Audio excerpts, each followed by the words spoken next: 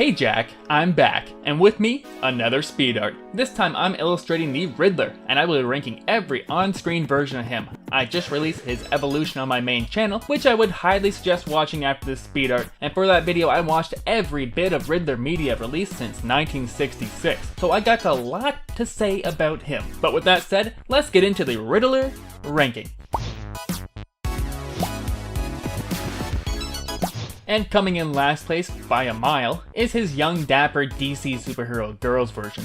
This is just an all-around lame take on the character. Turning him into a lovesick teenager pining over Batgirl is just laughable. But this is meant for children, so I'm not gonna step on it for too long. So let's keep on moving. Coming in 14th is his portrayal in Young Justice. While I don't hate his look here, although the gap tooth is an odd choice, and the sideburns are a little strange looking, I just find him to be the most annoying adult Ridller, and he barely gets any time to flesh out his character, so I can't really put him any higher.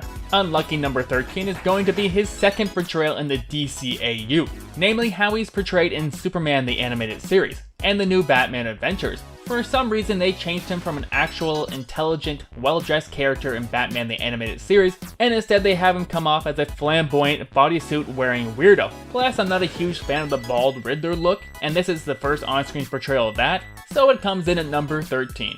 And some people may be annoyed at my next placement, but remember, I'm only judging him on his movie appearance, not on his video game appearance here. And coming at 12th place is his Assault on Arkham version. He's just kind of bland and boring, and while he's a big part of the middle act of this movie, his portrayal and voice work are just pretty run-of-the-mill. I know in the games he ends up looking quite a bit different and people really like that portrayal, but the movie version here just doesn't do it for me. In 11th is going to be his radical departure in Batman Hush.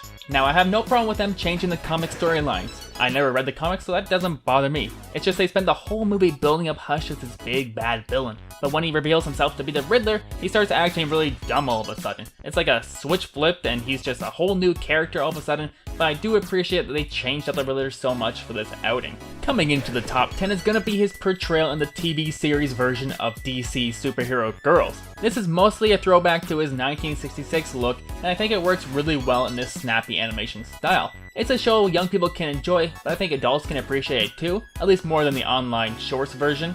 Come on, that Riddler sucked. Coming in 9th place is his portrayal in Justice League Action. While his look is pretty simple here, I think the voice work and his rivalry with the Joker make for a unique take on the character, and the episode that he appears in works pretty well. Plus, this is one of the few versions where he's like a sort of reformed type villain and not actually like super evil, so that makes it at least a little bit unique. And the first live action version to appear on this list is his portrayal by John Astin in the 1966 Batman series. He only got to appear in one episode in the second season, and he had big shoes to fill left over by Frank Gorshin. And while his portrayal isn't awful, it just doesn't quite have the maniacal oomph that the Gorshin version has. Although it is pretty cool to see the Addams Family star in the Batman series. Lucky number 7 is gonna go to his appearance in the Harley Quinn animated show. While his initial portrayal is pretty typical for the Riddler, I really think this version starts to shine when he gets more beefy and teams up with Dr. Psycho. Their banter makes for a lot of good moments, plus he's voiced by the Dean from Community, so you can't really go wrong here. Coming in 6th place is going to be Jim Carrey's portrayal from Batman Forever. Now I know a lot of people are mixed on how Jim Carrey acted as the Riddler, but I think he does a pretty great job here. He steals almost every scene he's in, and if you're a fan of Jim Carrey in The Mask or The Cable Guy, you'll probably get a kick out of his appearance as the Riddler. Sure, it's a little goofy, but the whole movie is goofy, and he's the best part of it, so that's why he comes in at number 6. And sliding into the top 5 is Corey Michael Smith's portrayal in the live-action Gotham TV series. This is the Riddler we get to spend the most time with, and I think Corey Michael Smith does a great job playing both his personalities, the shy enigma and the more evil and devilish Riddler. The split personality aspect adds a lot to his allure and allows for some great moments. The only issue I have with him is how he was played in the final episode. Both the costuming and his acting seemed way over the top and too goofy for the TV series, but his 80 or so episodes before that I find him quite riveting most of the time. In 4th place is going to be his portrayal in the 2004 Batman series. I hate his look here. They modeled him after Marilyn Manson for some reason, and it's way too goth for the Riddler.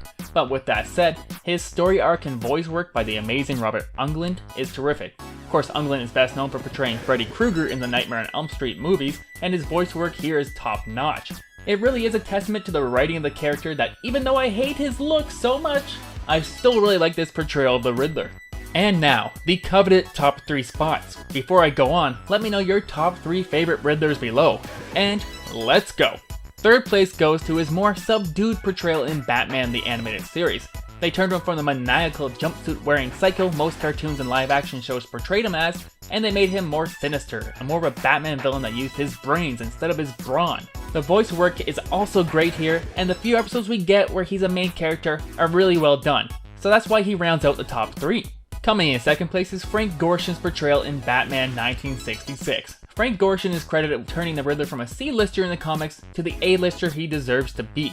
Frank Gorshin won an Emmy Award for this series, and it's well deserved. His laugh is iconic, and his over-the-top mannerisms and costuming inspired so many different animated versions of him, and the suit and bowler hat look also inspired future suit looks in the comics. His portrayal is an absolute classic and deserves to be recognized for decades to come. But coming in at first place is going to be Paul Dano's portrayal in the 2022 Batman movie. Much like how the DCAU turned him from a maniacal, cackling villain to the more subdued, thought-provoking villain, the Batman instead reimagines him as more like a Zodiac and Seven-inspired serial killer, and this change-up is pretty awesome. Paul Dano gives an amazing performance as the Riddler, and his costuming is still identifiable as the character, but brings something completely new to the table. I wouldn't be surprised to see the comics or future animated versions to become inspired by this look in future runs. Plus, Paul Dano briefly gets to become more maniacal near the end when he talks to Batman, but more in a mentally unstable way, less supervillainy. So for how much they took risks with this version of the Riddler, the 2022 version comes in first. And that's my ranking of the old Riddly Diddly. Check out his evolution on my animation channel, and don't forget to like and subscribe if you enjoyed the video. I'd like to thank my recent patrons, Nathan Poat and Andrew Mormon, and until next time, I've been Aaron, and I'll tell you something later.